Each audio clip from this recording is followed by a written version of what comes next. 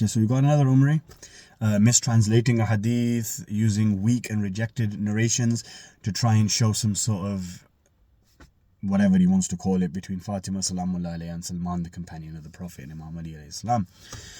But let's have a look. So this is the first one that he brings up. It's in Shar al-Akhbar fi Fadail al-Aimma al-Athhar. And if you look at the translation that he presented here, and now look at the proper translation, you can see that he's added words to the hadith. So the first thing that he's mentioned, rejected. Next, Hilyat al-Muttaqeen, as he shows here, doesn't mention that she wasn't wearing a hijab or that her legs were uncovered. So again, he's added to the hadith. So that hadith is also rejected. Third one that he uses, and final one, is Bihar al-Anwar. Again, another mistranslation. It doesn't say what he's showing. If you look here, it doesn't say anything along the lines of what he said.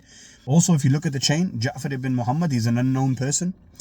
No biological information exists on this person in Shia literature, therefore he's rejected. In the same chain, there's Muhammad bin Idris ibn Sa'ad al-Ansari, also an unknown person with no biography, so therefore he's rejected. And also Dawood bin Rashid, unknown, no biography in Shia literature.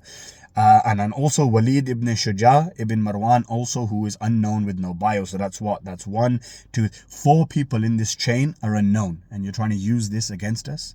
Obviously the hadith is rejected. And also, if you look at the beginning, Allama Baqir Majlisi in the introduction of Bihar al-Anwar says what? I do not guarantee the authenticity of every report, for I collected both the sound and the weak. So why are you assuming, like you guys call Sahih Bukhari 100% Sahih, and then say the Prophet was bewitched and illiterate and suicidal?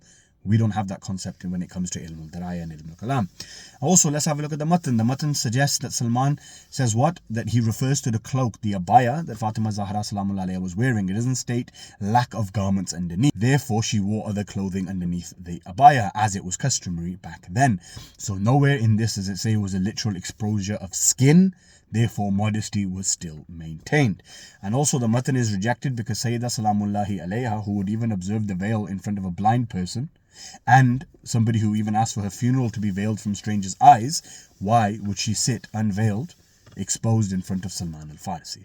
So stop attacking the daughter of the Prophet and try defending your mother Aisha, who was showing men how to do ghusl.